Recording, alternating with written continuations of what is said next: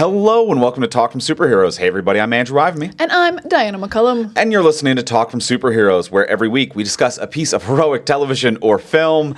And this week on the podcast, we are talking about Avatar, Fire and Ash. Avatar, Fire and Ash. We discuss heroic TV and movies. And maybe we're the heroes. We're the heroes the whole time. For seeing the movies. Yes. For going. For having done the thing. For having done the thing. Absolutely. But yes, the Fire and Ash, it is the third Avatar movie. Avatar 3. So the other one came out last year, The Way of Water, and now we're on to Fire. Yep. And that's the sequence of events. And that's the sequence of events. And for those of you who have listened to our previous Avatar episodes, you will probably know what our opinion will be on this one. But in case you're on the fence about seeing it, not sure if it's worth your time, as we do anytime we talk about a new movie, we're going to start with a spoiler-free review to give you a taste of the episode so you can decide for yourself. And then once you hear the theme music, we will be entering the spoiler-filled section. But those of you who listen to our other episodes, you know where we're at mentally on the Avatar franchise. If you're new to this podcast, welcome. And if you're here because you're looking to hear people talk about your favorite movie, Avatar, hey, we haven't discussed how we got lots of other episodes, but let's spoiler-free review. Let's start with the question, the simple one. Diana, did you like it? No. It's not as much of a slog as it could be for a movie that is, I cannot emphasize enough, 3 hours and 20 minutes long. Like, we ask ourselves at the beginning of the spoiler-free section, is it worth your time? It is not worth your 3 hours and 20 minutes. Like, of course it's visually spectacular. Like, that's James Cameron's things. That's his whole franchise's thing. It looks absolutely great. So that goes without saying. But it is wildly boring. It is drawn out. There's like 18 different themes and none of them get developed in any way that's satisfying, to the point where after 3 hours and 20 minutes, I actually went, is that it? There should be so wrapped up. I should be so content with every storyline after 3 hours and 20 minutes. But yeah, it's wildly boring. Like, the third act, it picks up a little. There's a lot more action. The other acts also have action, though, but you just kind of don't really care that much. Yeah, a lot of the characters are back, but they really assume you have just watched Avatar 2, and they explain nothing about, like, the plot, about plot points, about some of the magic stuff on the planet. I was just, like, pretty wildly bored until, like, maybe the third act. I was like, oh, this action picks up, and some kind of fun things are happening. And, like, thank God Spider's here, because then I'm like, oh, I know which character that is, because there's one human in this movie. It's such a relief every time he's there. I'm like, I know which character this is. He's not blue. So I would just say, it's the script is kind of nothing to me. Like, some points, like, I almost maybe cried a little one time, and I can't even remember when that was, so it couldn't have been that good. And yeah, it's just all over the place. It doesn't come together. It's boring. Andrew, did you like Avatar, Fire and Ash? I'm close to you. This movie sucks. It's terrible. There's no reason for any human being to see it who isn't being kidnapped. We're looking around the theater and we're like, is everyone else also watching this for their movie podcast? Because I can't honestly think of an explanation why other people are going to see this. It is incredibly boring. It is incredibly dull. Like, we saw this opening night with a full crowd, and we had been saying the past couple of years that the movie going, and this is just an anecdotal experience, the movie going public kind of like post lockdowns were really bad. Theater experiences were bad. People were on their phones. People were talking. The past couple of years, me and you have talked about, like, it seems like people have learned how to behave again in movie theaters. Yeah, it's been, I would say, almost like a year and a half to 2 years before we had to tell someone to get off their phone or, like, stop talking. I've had no arguments with people in movie theaters for a couple of years now. And there was a year where I was doing that literally every weekend. Every single movie. During, like, post-lockdown, people forgot how to behave and forgot how to watch movies. This was one where I'm like, these are all people there opening night. They're excited to see Avatar. It maintained none of their attention. Everyone is talking. People are on their phones. No one, and this is obviously a small sample size and an anecdotal experience. It could have been our theater that night, that group of people, whatever. It was unable to hold the attention of a single person in the theater who I assume are fans to be lined up to see it opening night. And to the point where like I could out loud hear some people just go, "That's really silly. What is this? What's like That was me." yeah, people are out loud just being like, "Why are we seeing this?" So like, I could hear people in the room kind of realize that they don't need to do this to themselves. So that says a lot, I think, about how boring it is, which is it's just a very boring film. It's incredibly messy. It has simultaneously too many ideas and not enough. There's a lot going on and also nothing going on. And also several of the plot points are just redoing the last movie as well. Some of it is just like, this is just the same scene and the same story beats. So it's the biggest, most unnecessarily complicated world. And they've already run out of stories to tell because they're doing the same story twice again. So yeah, it's big, it's boring. No one should see it. No one should see it. I will add on to Andrew's anecdotal story. The only nice thing about the movie being so boring is people got on their phones fast. It got boring fast. But because the movie's so long and boring, eventually a bunch of people just went to sleep. We were in VIP where the chairs are really comfortable, and I looked around. I'm like, oh, the girl next to me who was talking on her phone is just asleep now. Yeah. Just dead asleep. The people we told to get off their phones then completely fell asleep because it was unable to maintain their consciousness. Yeah, it knocked people out. Yeah. I bet they slept great. Yeah. It felt like, as a live performer myself, it actually felt like a stand-up show to me when I've seen other stand-up comedians get on stage and I'm like, oh, this room isn't on your side and maybe you can win them over, and then they don't. Like that, I've had those nights on stage myself where I have failed, where I've been like, I'm gonna get them back, and then I don't get them back and I've made it worse, and either they're on their phones or they're drunk or asleep, and I'm like, oh no, I don't have the ability to maintain this art. Now, is that accurate, though? Because this room should have been on your side. Right. This is a bunch of people who went to Avatar opening night. Yeah. In VIP, in the expensive place. That is true. I've never had that, but to be fair, I've never gotten to that point of success to fail that hard. So I'll be as hard on Avatar as I am on myself. I have failed a room the way this movie did, and I've never gotten as successful as Avatar has to fail a room as much as this movie did either. So it's like I've been there. Sometimes you think you got them and you just don't got them. So it's a tough one out there. But yeah, just a big, bombastic, boring movie that made me feel nothing. You know, the visual effects of this, as much as it's kind of what the conversation around this franchise has become, to be like, how incredible and lifelike are they? And I'm like, it's like showing me you made an Unreal Engine, a video game called Paint Drying Simulator. To be like, can you tell that it's not real paint drying? And I'm like, I can't, but I also feel nothing close to a human emotion other than boredom. So is it photo real? Is it incredible feats of technology? Yes.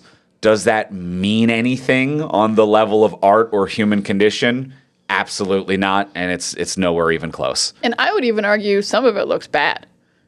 There were a couple of ones. Do we save that? We'll save that. We'll save that. Yeah. So yeah, we didn't like it, and can it be spoiled?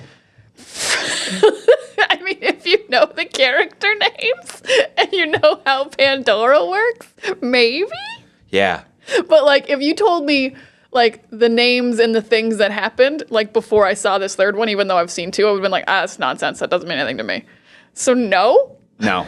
No. No. Yep. I'm also going to say no. I'm going to say a no. Yep. I'm just trying to imagine how you could spoil Avatar 3 for me. Yes. As we're sentences would be such nonsense. Where the demon flux and the whales and the Gaia. We're in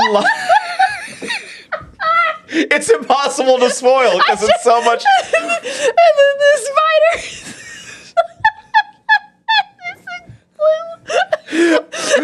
You're in line to see Avatar 3. Someone just coming out of a showing runs out, grabs you, and is like, Spider, clip plop, nubula action. Oh no! It's ruined the plot of the Avatar franchise.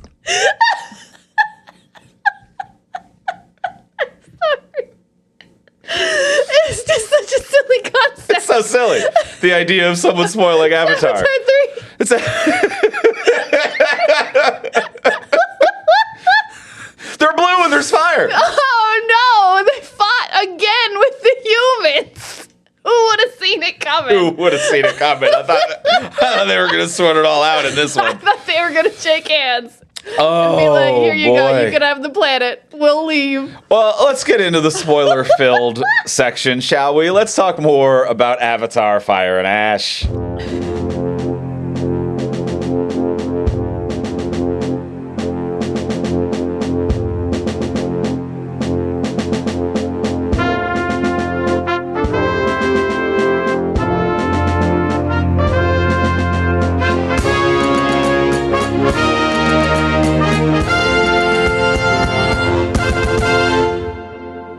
All right, we have seen Avatar: Fire and Ash so that you do not have to. Let's start this with a quick recap of the film. Something that I want to make an effort to do more on this podcast, especially when we're talking about new shows and movies. In case you didn't see it, so that you know what the broad strokes of the film is. Have fun with that, Andrew. Yeah, I might have picked. I started to start on hard mode. We just started A new hysterically laughing about how unexplainable this movie is. And you're Yes. like, let me try to explain it. Let me try to break it down. I'll hit some very broad strokes. It picks up right where the last movie left off. They are with the water people, and the humans are still bad, and Marines are still bad, and they're coming to get them. Yep. And the one human kid, Spider, through a series of events, gains the ability to breathe the air on this planet. And now the main plot concern is that the military wants him so that they can reverse engineer it so that humans can breathe on this planet. And then Jake Sully and his Na'vi family are all kind of like broken up from the emotional turmoil of the last movie and are questioning whether or not they should let Spider live because it's too much of a risk. And then a bunch of whales are having different series of council meetings to decide whether or not they come back to reenact the same plot of the previous Avatar movie.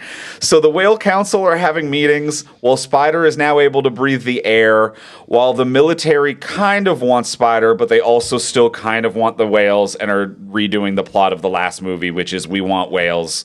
And then the Na'vi are having meetings to be like, should we fight to stop them from getting the whales?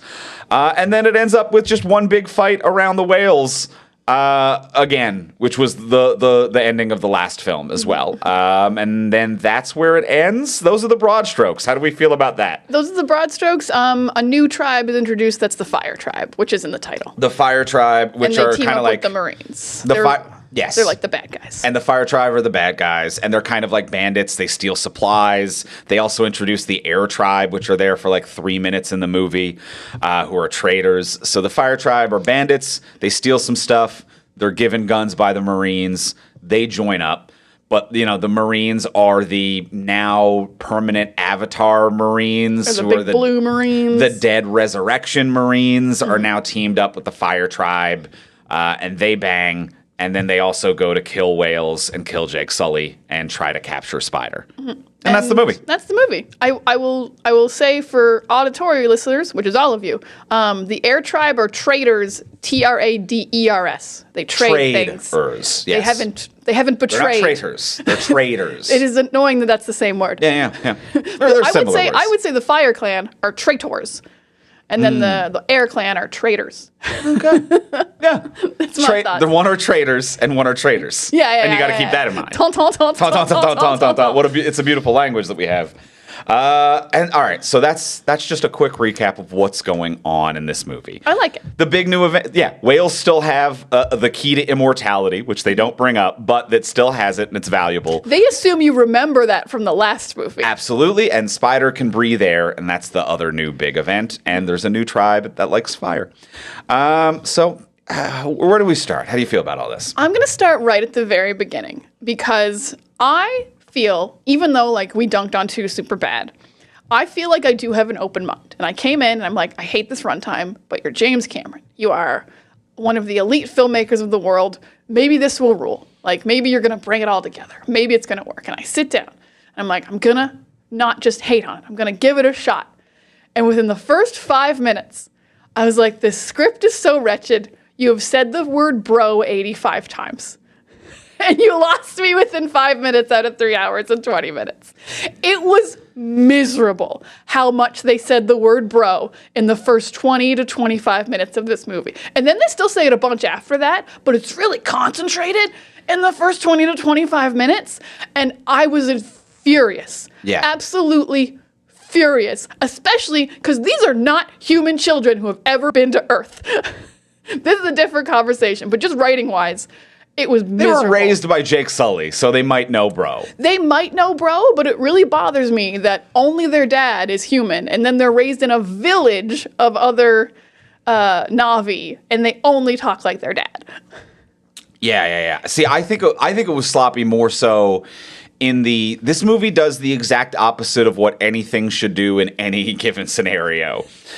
Any given scenario, where the things that are wildly complicated they don't explain, and the things that are buttery smooth simple they over explain. And this is a classic movie thing of writing siblings, where it starts with two kids hanging out where they're like, brother, I love you, bro, I couldn't ask for a better brother than you. And now we're running alongside each other like brothers do. You've nailed it again, brother. I'm gonna beat you in this foot race, brother. Bro, you can't. You never do, bro. Brother, oh, brother, you beat me again, but you always have since we were kids and grew up together, brother. Andrew was word for word reenacting the first 5 minutes of this movie. And it is just like, they're brothers. They're brothers, we get it. Thank you for catching me up on the fact that they're brothers. And it's like, that is a piece of information that's good to reiterate, and it is helpful, although you've overhammered it for about 7 minutes.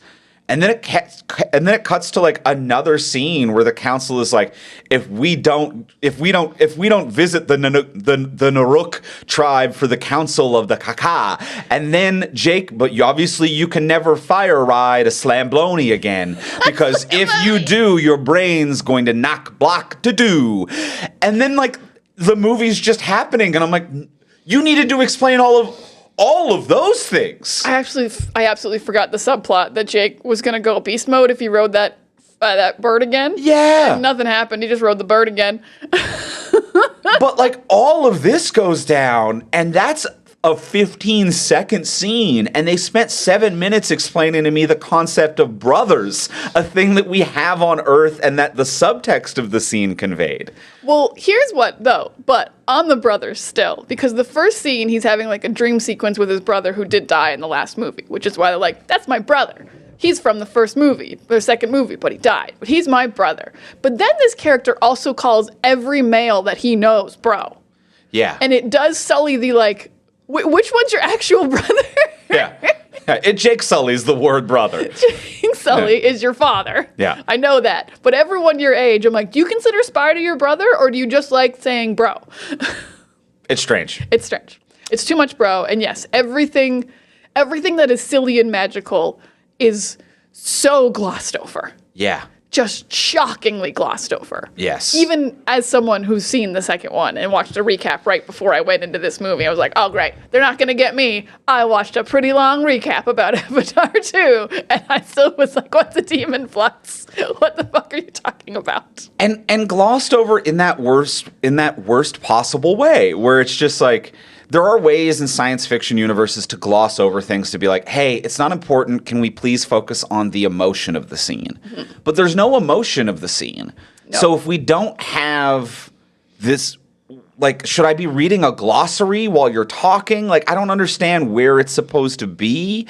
And I don't understand why it's not the only thing that we as a society talk about when the Avatar films come up, where it's like, this should be doing to James Cameron what the prequels did to George Lucas. Oh. Do you understand? Like, that level of, like, George Lucas being like, yeah, we all understand the Trade Federation, right? And everyone being like, George, stop it. And he's like, but you all have the index and glossary in your brain the way I have. And it's like, we don't. I don't understand how there's any different conversation between Avatar and episodes 1 to 3. I don't understand how there's a different cultural dialogue about either one of these things. That is a great point, because I would say the prequel movies, like, made almost as much as Avatar. So they're not flops, but everyone knows they're bad. They're successful bad movies. Yeah. But we don't talk about the Avatar movies like that. But I will also say, we don't talk about the Avatar movies. That's also true. It's also that a is thing also that true. happens. Yes. They have no cultural relevance whatsoever. Whereas I think the Star Wars movies, because of the cultural relevance, perhaps. Yeah. Yeah. You ruined Darth Vader, a character we did like. Yeah. No one's ruining Jake Sully. No, that Jake is Sully true. started here, he ended here. That is true. So that would be my take on why no one cares. No, that's fair. That is fair. Yeah. Yeah. So there's so much to unpack here. I'm gonna try to be nice for a moment, and it will be a point that I've had on several different projects where it's a double-sided nice, where there is not enough Zoe Saldana in this. Zoe Saldana is wonderful, and we've mentioned this in the previous Avatar movies. She has, I think, a true gift, a level of an Andy Serkis type of like. You understand digital environments and motion capture in a way where like Andy Serkis is doing it with creatures, Alan Tudyk is doing it with robots, and you are doing it with humanoids, where she understands the green screen, blue screen environment, digitally what's going to be there. She knows how to either over or undersell a facial expression, like whether it is just natural talent that happens to coincide with the computers, or her understanding deeply how computers are going to be capturing her movement and her crying and her yelling, and she is phenomenal. She is phenomenal and gets the most out of this medium and out of this art style. This movie has the least of her of all three of the movies, I think. She's kind of brooding and quiet for a lot of it, but when she does get a scene, I actually do feel a human actor feeling real emotion come through, which I think that no other performer in this movie manages to do, with the exception of Zoe Saldana. I 100% completely agree. Her emotion comes through, her facial acting comes through somehow. Like, even though the plot doesn't tell us enough about this and work enough with it, like, I feel her grief about her lost son who died. I feel her anger towards the humans for what they did and why she hates spiders so much.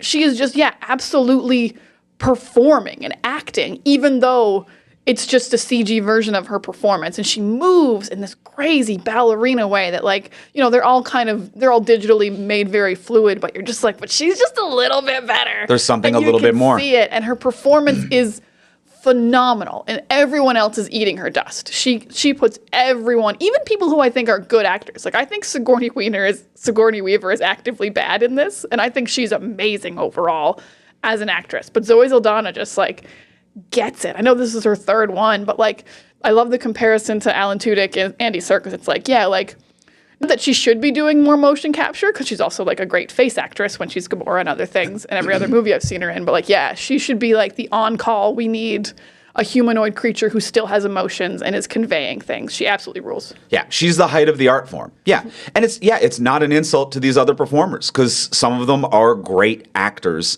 but it is a different subdivision of the art form. Sometimes actors are not great voice actors. Sometimes voice actors are not great on-camera actors. Sometimes actors are not great performance capture actors.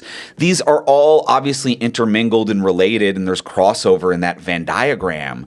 But Zoe Saldana exists in the exact center of the Venn diagram, where I'm like, you understand all of this at the height of what it is that this is capable of. And whether that is an intellectual training, academic understanding she has figured out, whether it's just a better command of her physicality or just natural instincts that she kind of has coming into this art form, she does it better than fucking anybody. And give this woman her flowers. She is so goddamn good. She is so good. And she's created such a powerful character. Like, she feels so strong, like, socially and physically, that every time I watch these movies, I'm like, is she not the lead?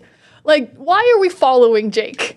Like, she should lead the tribe. She should lead the family. Like, I really do actually really like that she gets to be the one to go rescue her husband. Like, I know these are, like, Jake's the lead, and he gets to have, like, the big final battle at the end with the main Marine guy. But, like, when she just, like, goes by herself to rescue Jake and Spider from the humans, I was just like, this rules. She's so badass. Yeah. She won't be stopped. So like writing wise, I liked what they did with like giving her more. Actually, didn't feel like she was like missing throughout this movie. I think this movie just has a lot of characters. I think she had as much screen time as she normally has. To me. But she's so good. Like that scene where she like is just getting the red paint off her face and decides not to kill Spider. It's like, whoa, I felt something. Yeah. In a movie I'm actively bored in. Yes. You're so good. I saw you make that decision. It wasn't written. It wasn't written. Like, the writing is her telling her husband, kill Spider, and then her telling her husband, no, don't kill Spider. That's all that's written. All that's written, and that's not good writing. It's not good writing. No. But she bridged the bad writing from A to B and performed the fuck out of it, and I understood a series of dialogue she was thinking, and for her to convey that through the performance capture as a 7-foot-tall blue Na'vi that looks like Victor Wembanyama, I was just like, I'm very moved. I'm very moved at how good a job that she did. Yeah, She did do a very good job. I'm just my IMDb's messed up because I'm like, there she is. Una Chaplin also very good as Varang, the new bad guy. Oh, you know what? Fair. I thought she was great. I love that her and Zoe were like butting heads because I'm like, great, two powerhouses going at each other. She did a really great job of being like powerful and a little bit crazy, but not crazy in a way where I don't think people would follow you. Yeah. Like, I believe that your tribe would be like, this girl's awesome. She's so badass. She's a little bit crazy, but not so crazy that she hasn't organized a good, like, raid or is, like, detrimental to the tribe. Yeah.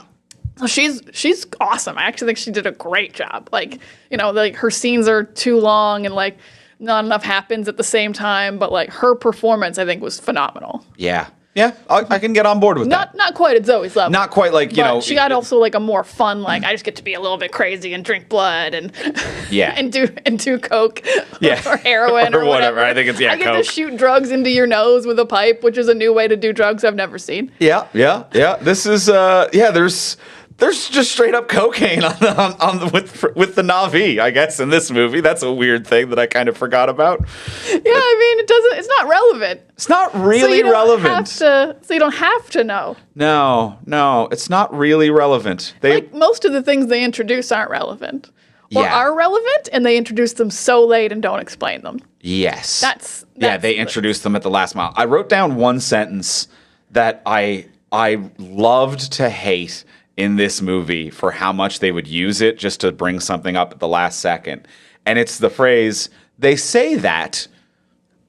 And the amount of time there would be a VO where it would just be like the young Na'vi brother and be like, they say that if you connect underwater to the Mother Earth, then you can create the double helix magnet vortex. What do you... Who's they? Who's they? What? You can't just drop a like... What? They say what? They say that once someone is injured, they could possibly grow a new thing if you were to figure out how to get. What they say that, and then just a random piece of lore. And it's a different random piece of lore. It's not like we've chosen one piece of lore and it's the through line of the movie. Yeah. It's not they say that if you connect to Gaia, you can like change Gaia, like eventually what Sigourney Weaver's character does. Actually gets to communicate with her. And it's not like that's the through line every time they say that.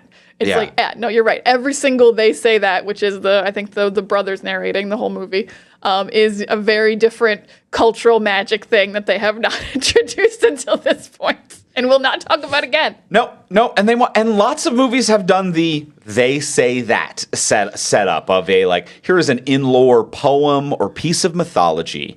And if you're going to do that, you get one, and it has to hit the literal and the metaphysical and the theme. You know, it would be an opening line of like, they say that if you take care of the planet, it will take care of you. And then throughout the movie where it's just like, oh, okay, they're the caretakers of the planet, but then they call the planet and the planet comes back to caretake for them.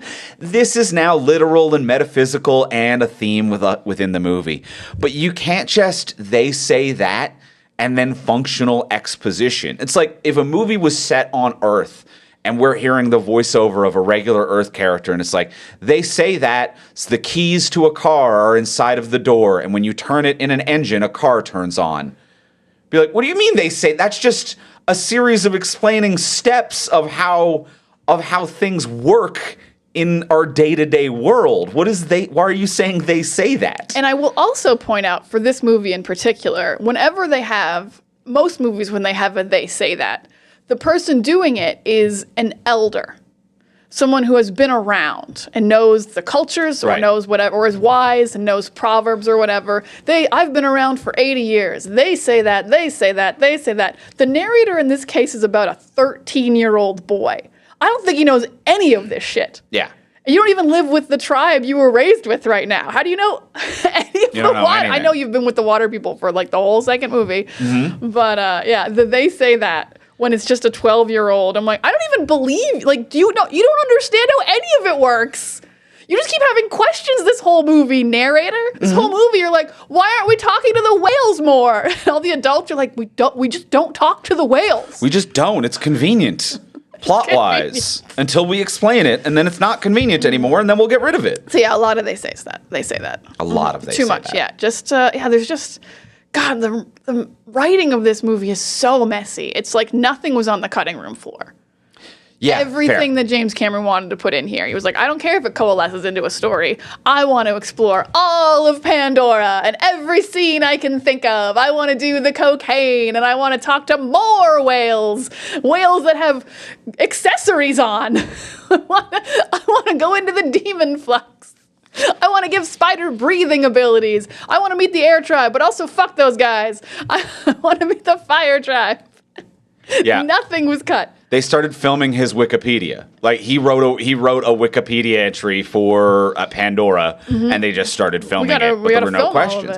And this kind of goes back to the George Lucas parallel of it all, where I'm like, this is what happens when a filmmaker who is a world builder no longer has anyone who says no or challenges him around. Where it's just like, it was the same thing with Lucas, to be like, well, no one's saying no, because why would we? And this is a very similar thing, to be like, well, it's $1 billion filmmaker and the most expensive, profitable thing in the world. Why would anyone check anything here? There's no reason to check the footage or check the script, but to be like, art's made through challenge, through being surrounded by other creatives who push you and fight you, and there's that push and pull is what creates something good. And it doesn't feel like there's any of that here. No, he gets to do whatever he wants to do. Yeah. However long he wants to make it. And they're just like, that's just money in the bank. We're not going to say no to him. Yeah. But yeah, no, a little pushback will make much better art, almost always. Yes, yeah, a little pushback. And the weird thing is, as much as new stuff that was introduced in this movie, it's still the same plot as the last movie. Like, the biggest new introduction that kind of affects the turn of events of this movie is it's both the Fire Tribe, and it is largely that Spider, the human, can now breathe the air because he's been filled with fungus that changed his biology, and he can breathe the air now. Those are the two big changes.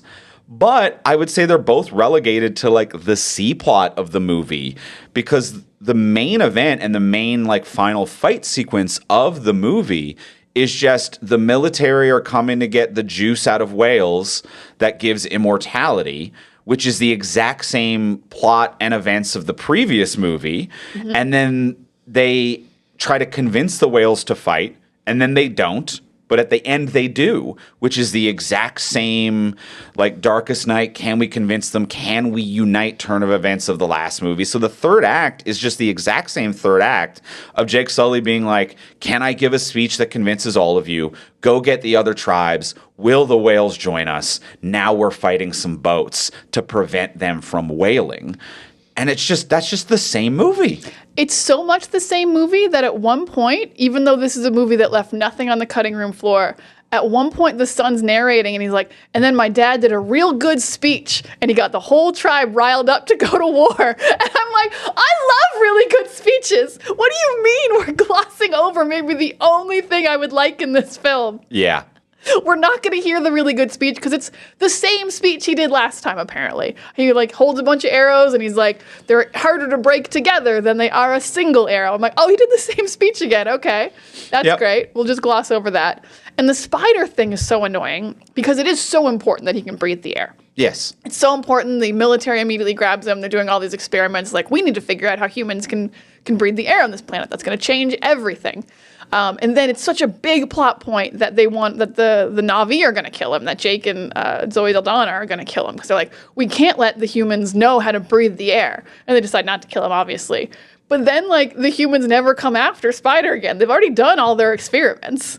Like, yeah, they probably have enough data. No one's coming for him. They were just going to kill him for nothing. And no one really cares. It doesn't come up again. No, after deciding not to kill him, that plot point's just over. The bad guys of this movie don't give a shit. No. Because, like, the main Marine is already, like, dead and a permanent Na'vi, so he doesn't care. Mm-hmm. The Fire Tribe lady doesn't give a shit about any of that. And even when we get to the human base, the two humans there can't agree whether or not they give a shit. They can't. Which is another huge problem in this movie, is that the two main humans at the villain human complex is played by Edie Falco and Giovanni Ribisi. Mm-hmm. And Edie Falco is like the military general, and Giovanni Ribisi is like this corporate guy who's like, I want to make money. And she's like, I want to colonize. Or actually, sometimes they even flip roles there as well. And so it's this dumb thing where he's like, we got to get unobtainium and the immortality serum or whatever. And then when he finds out about this kid, he's like, no, we got to learn that so we can come live here because money. And then Edie Falco, as the military lady, is like, no, we have to get the immortality serum from whales because money. Because money. So it's this corporate military.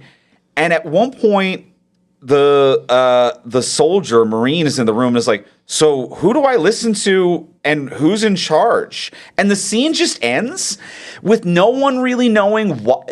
Even the room of villains are like, we don't know why we're doing any of this, is a literal scene that happens in this movie. Yeah, real Legion of Doom energy if there wasn't a clear like leader of the Legion of the Injustice Society, but like Lex Luthor's not there. He sent some guys to another planet. Yeah, yeah. And he's like, shit, I didn't appoint the leader of the guys I sent to the planet. That's right, yeah. Reverse Flash and Gentleman Ghost have very different ideas what villainy look like. We have different priorities on Pandora. Yes.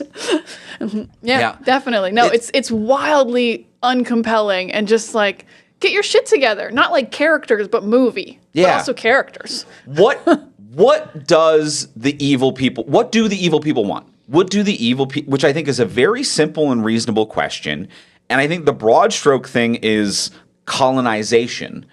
But for all the things this movie explores, it doesn't want to explore anything too edgy or too thoughtful, where again, it boils down to whaling is bad, is as bad as they get. But I'm like, is this an alien-like future where governments are basically corporations and the only thing that matters is profit, and all of these people are just worker ants under the boot of a corporation where the rich are getting richer? Or is this a kind of Wild West pirate frontier type of thing where they're all going to get a slice of the new world?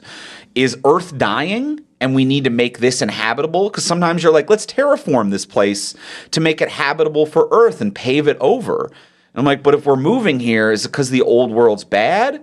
And what's the unobtainium for and the immortality for? Like, what does because it's treating all companies like it's the same. Mm-hmm. Like, it would be like having an Earth movie where it's like, and Burger King found out the secret to youth, and they obviously want that because company. And I'm like, but that's not what that company does. But also they wanted to colonize. Same company. So, but what does that company want to do? Mm-hmm. I understand that all these things are profitable for evil people, but you can't just broad stroke that. What do they want? What do they want? And like, that has to be specific in every movie, but it especially has to be specific when you're villains who have come to a different planet. Yeah. You need to have come for a specific reason. Yeah. Did you come to colonize? Did you come for whale brains? Or did you come from unobtainium? Or did you come just because you hated Jake Scully and you want to kill him? Yeah. That's what most of the humans seem excited about. It seems like that. Yeah. They fucking hate Jake Scully. They don't need him for anything. Yeah. They just hate him. I think it's Sully. Sully? I think it's Sully. Either way. Yeah. But thank you. I think. Jake Sully. No, that makes sense. Yeah. Yeah, it's Sully. No. Yeah. I'm just saying it like they say it. Yeah. But yeah, like they're like taking photos, their social media. They introduced this whole new Who are all these people? pervasive social media hate rage thing that they don't do anything with in this movie, where he's captured and they want to see a public execution and everyone's real excited. And what did Jake do? I have no idea. They really hate this guy, and literally there's like hundreds more humans on this planet than I thought there were. Yeah. Like I knew there were like Marines because they've been fighting the Na'vi for all this time, but most of those people were just civilians or like, you know, like engineers or like not fighter people, it seemed. Yeah. And I was just, this is wildly weird. Why is there like a red carpet event for the fire tribe as they get here? Yeah. Yeah. The number one thing that I want to like go like talk to James Cass, sit down and scold him on, to be like, what is the problem the villains are trying to solve? Because that is I think one of the core. Everything starts collapsing after that, and like there's, you know, all kinds of like iffy stuff throughout this, but one thing that is just the biggest thing is, what is the problem that villains want to solve? Is the Earth dying? Are they trying to get richer? What is the problem that the villains are trying to solve? Because then every action can make sense after that. You know, that like if it is like Giovanni Ribisi is like, you know, if they mention that he's the son of the CEO, is the CEO dying of a disease and needs the immortality juice?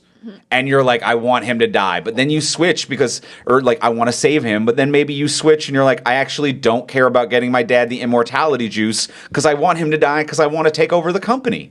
Boom. Now that's a reason why the company is doing what it's doing, why he's undermining the company, what we're looking for as a goal. And then it also builds a world where these are all worker ants and we don't care about them and it's just some spoiled rich kid. Like what problem are the villains trying to solve?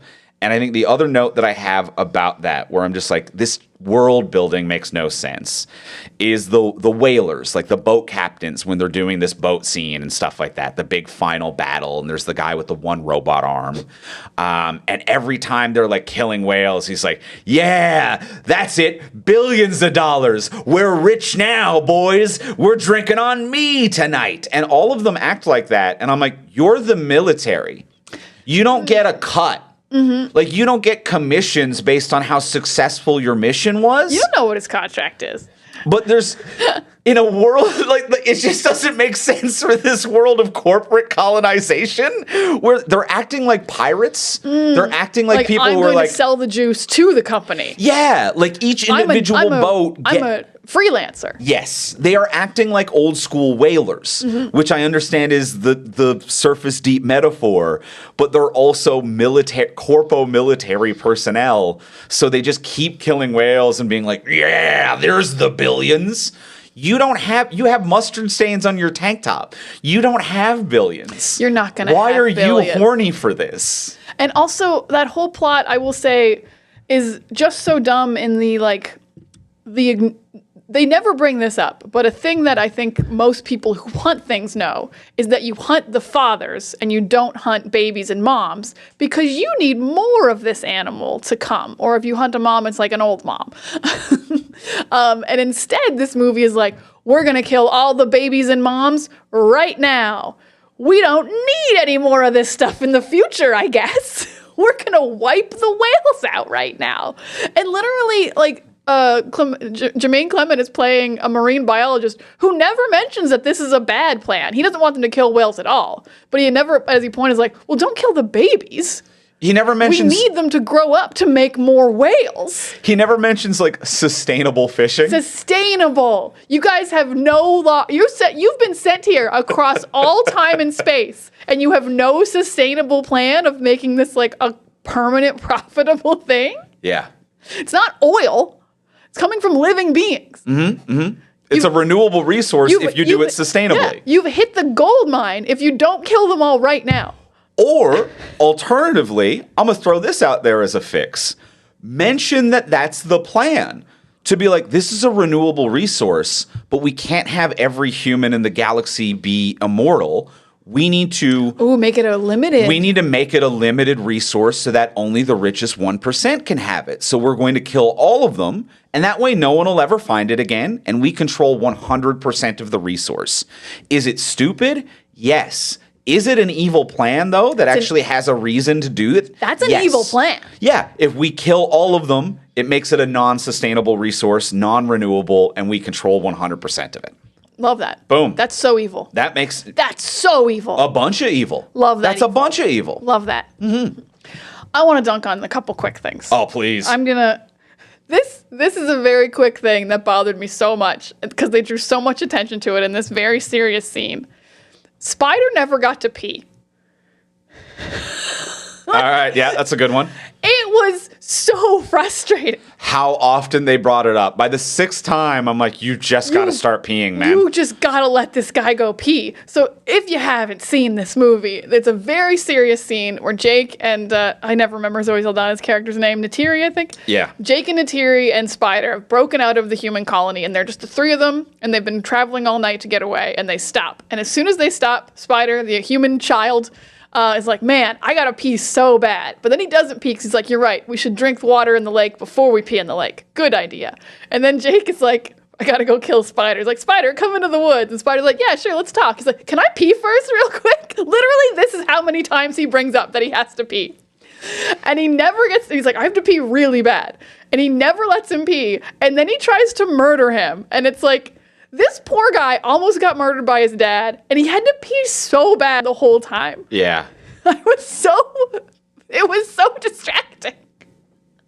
I couldn't get over it. The emotion of the scene, but It then was he's just such like, an he's got to emotional pee. scene. He's Like- either peeing right now or he's not peeing for a day. Like Or like they something's didn't gone. even do a beat of like he was so scared that Jake was gonna kill him that he peed his pants because he had to pee so bad. Not Right. that I wanted that to happen. no, at yeah, that's all, not But I anything, was yeah. like, was that your planned beat of Yeah. what was happening? Also, I don't think here? you can pee your pants if you're not wearing pants. It's a loincloth. He's just hanging hog under there. You can just pee anyway. You could just start peeing. You can just pee while he walks like a horse. I don't Yeah. know. Like, yeah. You're just free and loose. You're a wild forest child. Yeah, yeah. So that was just such a small thing, and it was so frustrating that this kid. If you're gonna kill him, let him die with an Just empty bladder. Let him piss. Let him die with Let an him empty. piss, coach. Like no last meal, no last pee. You just gotta kill him right now. Let him pee. Mm-hmm. Let him pee. Yeah, and also that What else? scene just like bothers me overall, just because like Zoe Saldana really delivers it and nails it, but I'm also like, I can't like these people again after they just agreed to murder a child for literally breathing. Yeah. Spider's crime is just breathing. Breathing. Yeah. They're like, we got to kill this kid, Yeah. Yeah. and it's hard to come back from actually we did try to kill him. And also, when we as an audience know that they've already They've already done the experimented thing, on it's it. already done. It's done. like we know that this plot line's over, Mm-hmm. and it's not about the dark turn these parents take. It's very strange. It's very strange. Thank God Zoe Saldana was there, but that guy should have got to pee. Yep, I agree with that. There was something kind of enjoyable about that scene from Zoe's performance is very good. And there's something like a little bit tragic. That was kind of the closest to a character arc that I would say throughout the whole movie is their ship and the night crossing one another, of the movie starting with her being like, we have to kill Spider, and him being like, no, we won't kill Spider, and then them switching positions by the end.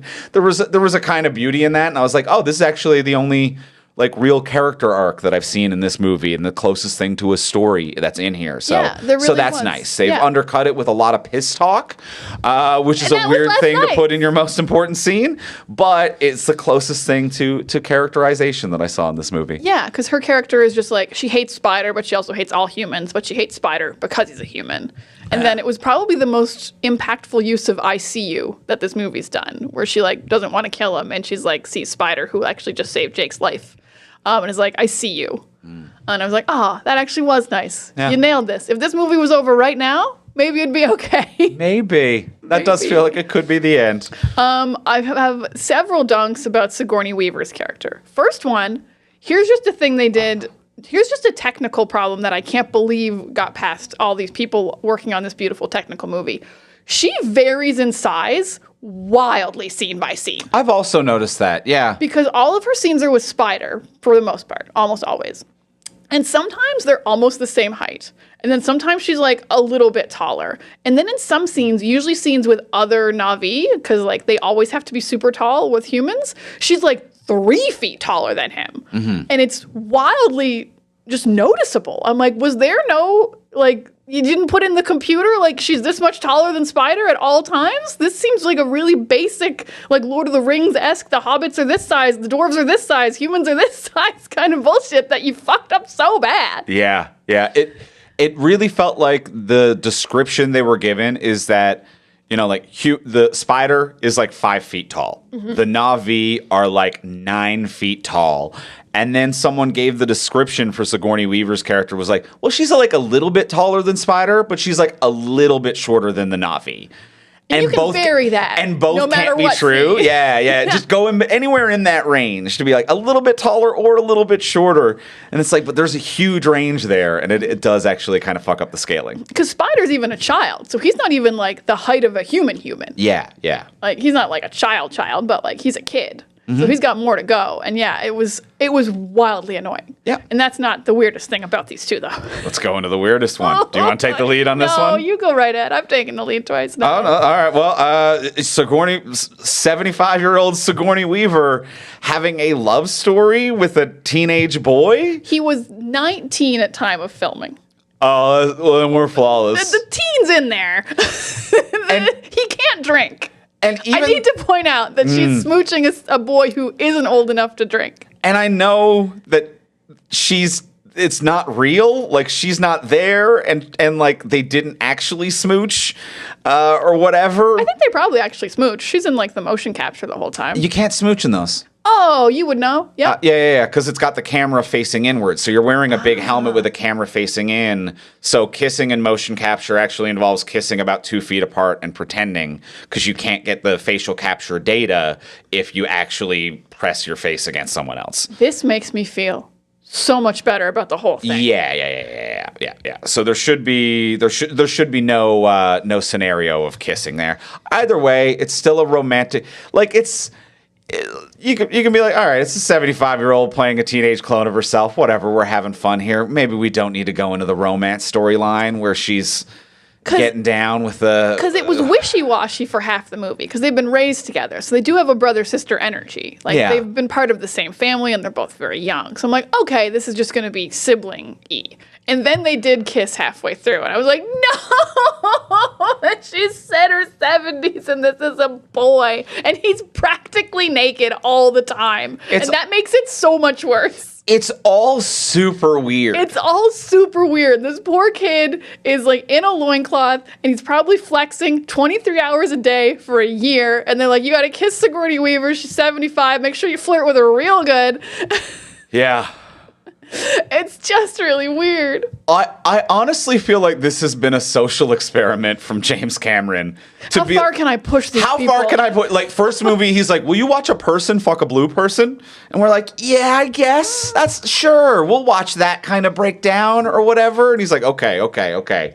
Will you watch the brain of a human person put in a blue person fuck another blue person? I'm like, yeah, I guess we're kind of gonna watch that. It's like, okay, now I'm gonna flip it. What if 75-year-old woman is playing a 16-year-old clone of herself trying to sleep with another teenage boy, and the boy is human? Will you watch that? And we're like, I think we're getting to the line, James. You tried enough permutations of different animated human character fuckability ratios that I feel like we found where it's at, Jim. I mean, I think also don't forget about the very sexual tail-to-tailness of them and the animals, which is a little bestialityness that happens in all the movies. Yeah. Yeah, I'm putting you on warning, Jim. Jim? You're this close. You're this close, Jim. If that kid was 18 instead of 19, I don't know. Jim, I'm not happy, and you're on warning. And you're on warning. Next time you're on blast. I mean, I almost miss when you used to just try to drown people.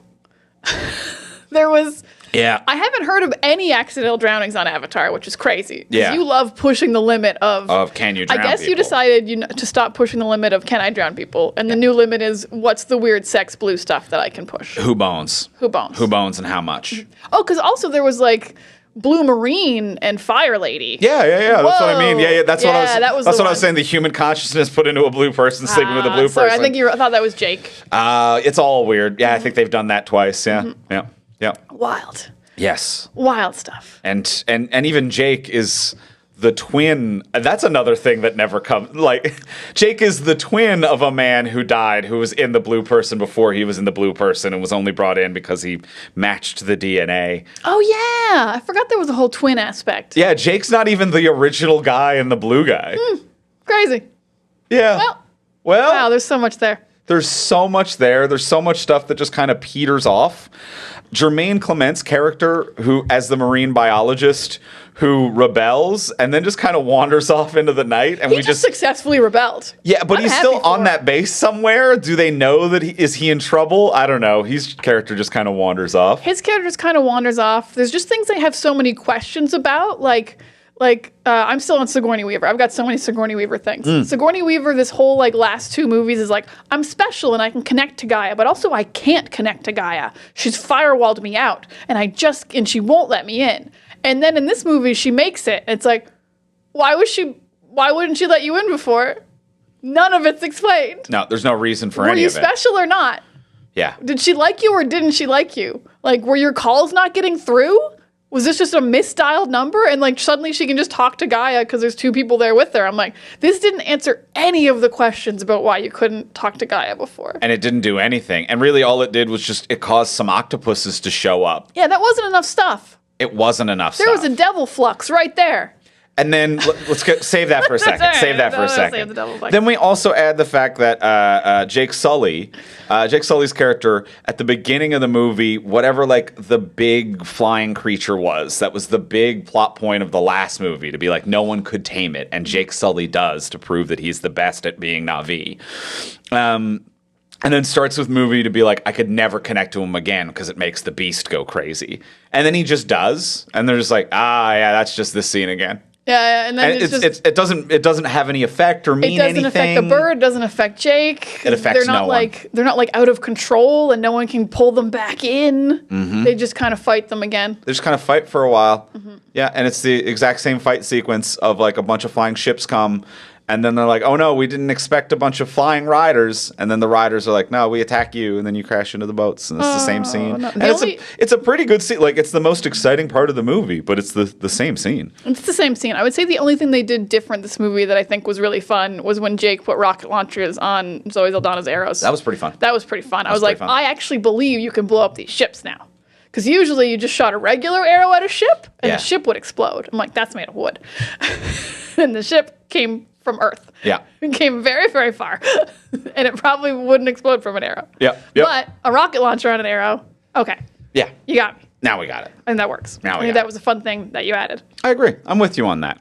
But then you brought up the helix vortex, I believe it's called the Flux Devil.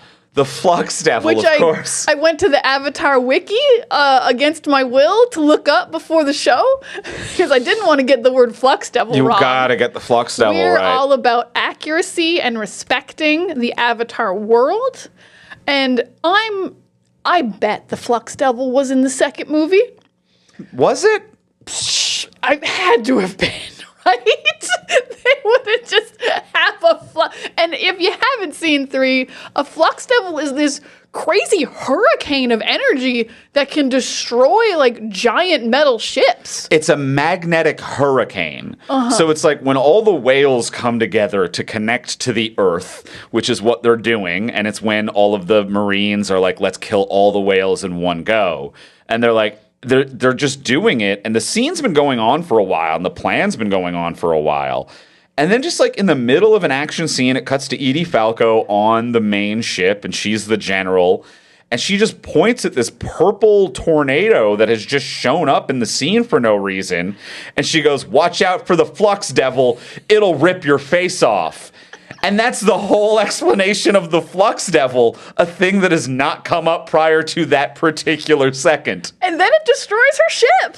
It's plot relevant. She explodes and dies. It's how they destroy a lot of the... But, like, they weren't planning to. The Na'vi weren't planning to use the Flux Devil as a weapon. No. The Marines are just idiots and drove into it. And the Marines had never brought it up or prepared, but also weren't surprised by it. They knew what the Flux Devil Where they're was. like, yeah, it's a magnetic storm that'll rip your face off. But they already planned on driving metal boats straight into it. And they're like, oh no, it got us. It's ripping our face off. Next week, they're fighting Magneto, and they think it's going to go great. They brought the same ships. Oh no, the Flux Devil. Oh no, Magneto tore our metal ships apart. Who would have seen this coming? Edie Falco saying, look out for the Flux Devil. And good God, she feels actively depressed by having it is. I'm going to put it up there with Oscar Isaac saying somehow Palpatine returned. Oh, it is that level of like there is a visible depression from saying look out for the Flux Devil. That's fair. I feel like Edie Falco has that this whole movie. She has no presence. She has no strength or aura here. Like I think she's a great actress. And she's terrific terrible here. Yeah, and she's terrible she's in this. Nothing. I think Sigourney Weaver is also actively bad. I think Sigourney Weaver's a great actress, and I think she's trying to be like a child version of herself, and it's coming across like a theater performance and not an in-camera performance. Oh, interesting. Yeah, I can see that. She's doing it so big and so innocent and so over-enunciated. I'm like, if you were on stage, this would be crushing. You are absolutely not performing for a camera that's 2 feet away for a camera that's literally on your face. Yeah. Yeah. But she is trying. Oh, she's trying. Edie Falco's depressed. Edie Falco's depressed, and Sigourney Weaver is giving it her all and has misread the situation. Yeah, yeah. In the motion capture kind of essence of it. Mm-hmm. And I also think this is probably Sigourney Weaver's character, and I think most of the kids are actually where I think the CG is bad. I think they've done a really poor job of kind of making children that look real, because I think all the adults are so photoreal. I mean, Jake looks great, and Natalia looks great. The Fire Tribe, they all look like real and textured and like they actually exist. And then they got to the kids, and I think they said, well, kids have such clear skin because they're young and it's smooth and they have big eyes. And I'm like, all the kids look like cartoon characters, and I don't think they're real. Yeah. I don't think a single child is real, but I think most of the adults are real. And it really like makes me sad because the kids do a lot in this movie. So every time it goes to Sigourney Weaver, I'm like, she's not even real. Why do we care? But I think like Jake Sully and Natalia are real. Yeah. Mm-hmm. Yep. So like the kids like more so than when I don't like kids in movies. I'm like, well, I don't like them a lot because they don't even feel like they're here. They don't feel like they're here. No. So I think it's kind of their only misstep on the CG, I would say, for me. I'm like, I don't think you've rendered these children like children. I can get that. Mm-hmm. Yeah, I can get that on board. Yeah, I think otherwise the CG does look... Oh, the CG looks great. Looks great, yeah. I think they just like kind of made poor choices of like, we have to make them look young and smooth, and it just looks fake. Yeah, yep. I will throw out one last positive that I have to be nice for a moment. One thing that the humor kind of works and I kind of buy into is Jake and the Marine being two weird dads. I kind of bought into this relationship when it's just like, where's my kid? This like, dude, where's my kid energy that they both have going on an adventure together. If this movie, I bought into it. If this franchise had any social impact whatsoever, there would be so many fun memes about Spider's two dads. Yeah. And like...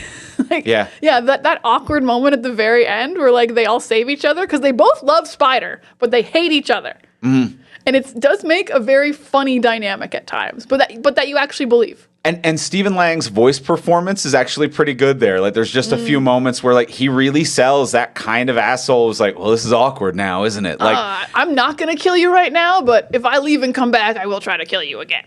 Yeah. And you're like, that's fair. Yeah. Yeah, which I think is actually a very hard thing for a performer to sell as a villain. We see it in a lot of media. The villain who like reaches an uneasy truce at the end of the story and could kill the hero, but is like, no, I'm going to let the hero live for the next adventure. It's really hard to sell that in a way that isn't contrived. Mm-hmm. But Stephen Lang does actually a pretty good job of me being like, this asshole would. And like he owns that in a decent way. Yeah.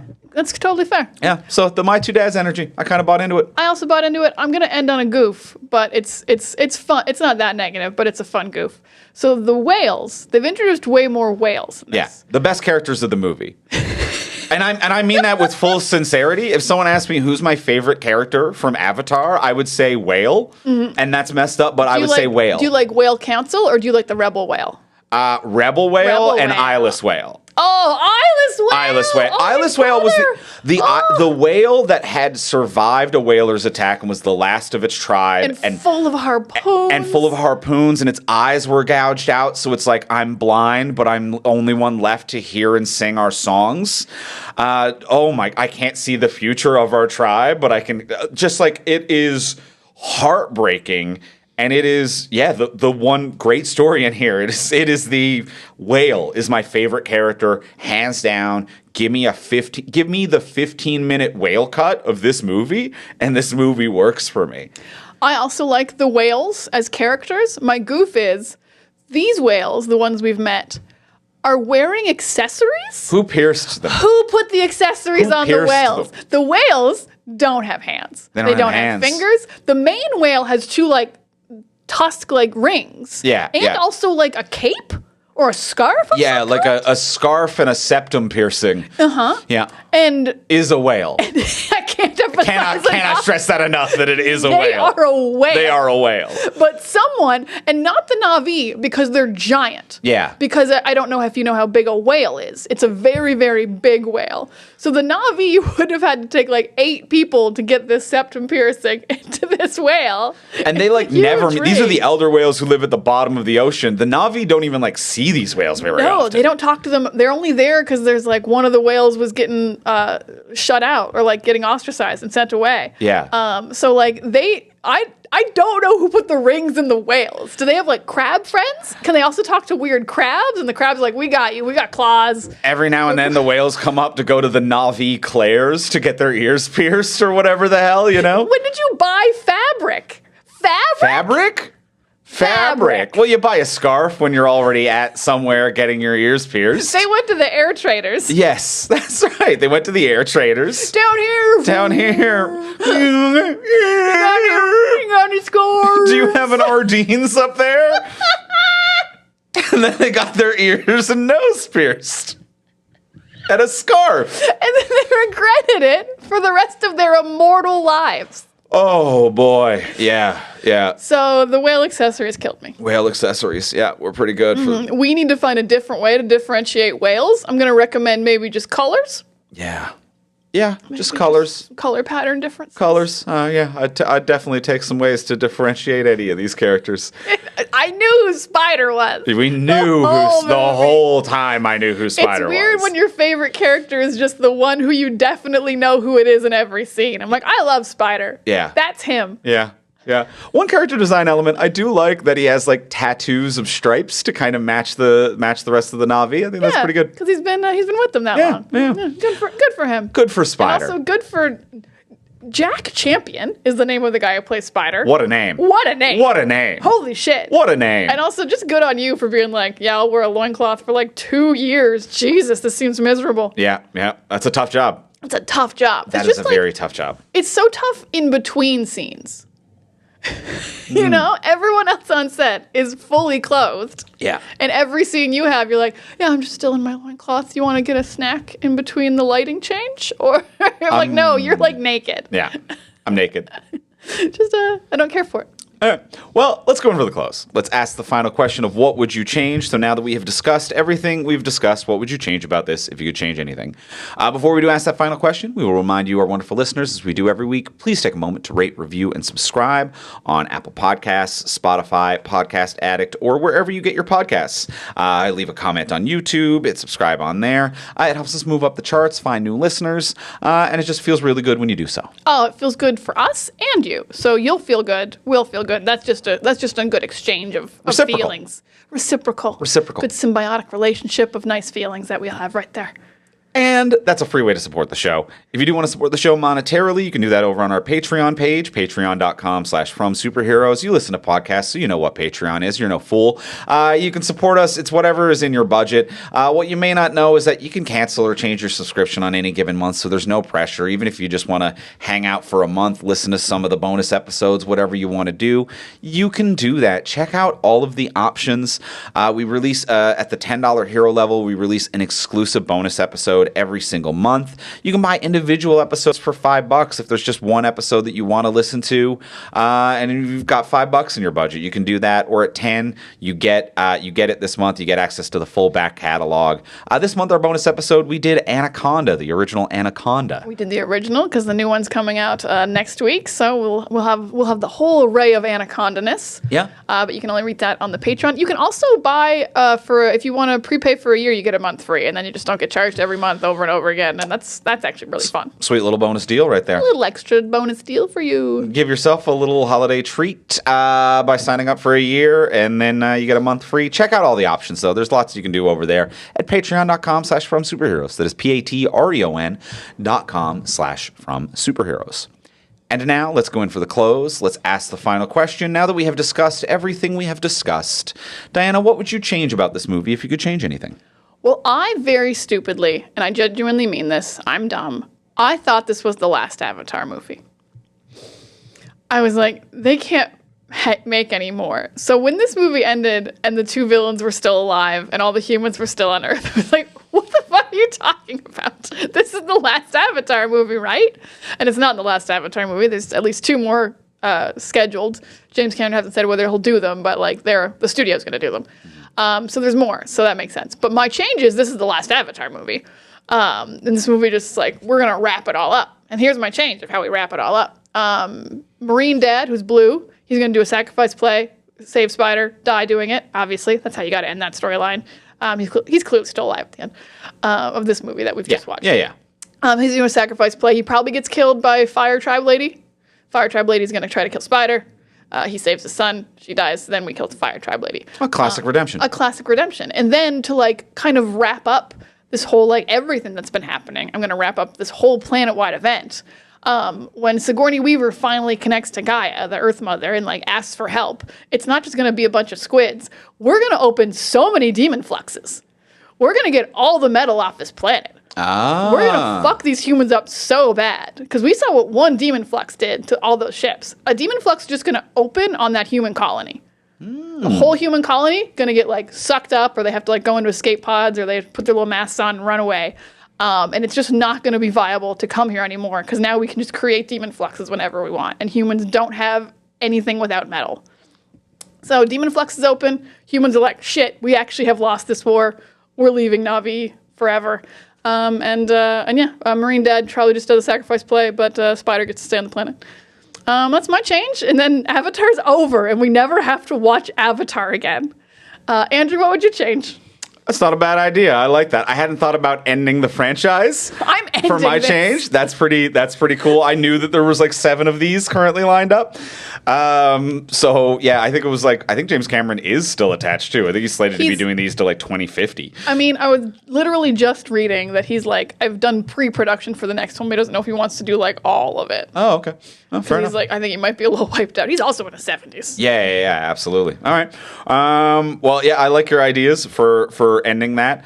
My main idea for this one, I was just kind of focused on this one, is that I think it's weird that Spider's ability to breathe is the C plot, and none of it really tracks, or the timeline doesn't work, and it doesn't motivate the plot. The plot ends up being about the whales again, and that's it. I think that the focus of this movie needs to be Spider can breathe the air now, and they want to get him so that they can reverse engineer it. And it's not a like, will humans come if they can? It's a like, no, if we reverse engineer it, we're doing a full-on invasion of this planet. So I like the idea of like and we need a ticking clock for that. Because they have a ticking clock for the whale, where it's just like, the whales are there at this time, we have to protect them for this time. Awesome, perfect, but you also did it exactly in the last movie. The Spider stuff has no ticking clock and is just kind of vaguely ambling through the background of the plot. It is. It had a good ticking clock when his masks were running out of air. The masks running out of air were a good ticking clock. I liked that. I think my main thing would be like, he can breathe air, but he's like still kind of attached to the ground as he was in that like first scene, in a way where it's just like, he is there and he hasn't fully adapted yet, and they've got to protect him until he can like leave a certain area, maybe. You know what I mean? Like, he is tethered, he is attached, but the Marines know about it and they want to come get him and figure this out. We need to prevent the Marines from fully studying him. Yeah, that's the main ticking clock, I think. That's fair, because having them studying him and then him getting away is like, well, that was nothing then. We have to, the problem has to be, don't let him get studied at all. Absolutely. Yep. And then I think the main thing with Marine Dad, his kind of turning point is that this whole time, and they even have like a conversation and they never bring this back, where he's just like, doesn't matter if I'm blue, I'm a Marine through and through, and I'm always welcomed and accepted in the Marines. And the second that they find out that they might be able to breathe on this planet, he is immediately arrested. They're like, you're a freak and we don't like you. You're someone's consciousness uploaded in an alien species. We only liked you when you were useful. Needs to be the immediate thing that he learns. Mm-hmm.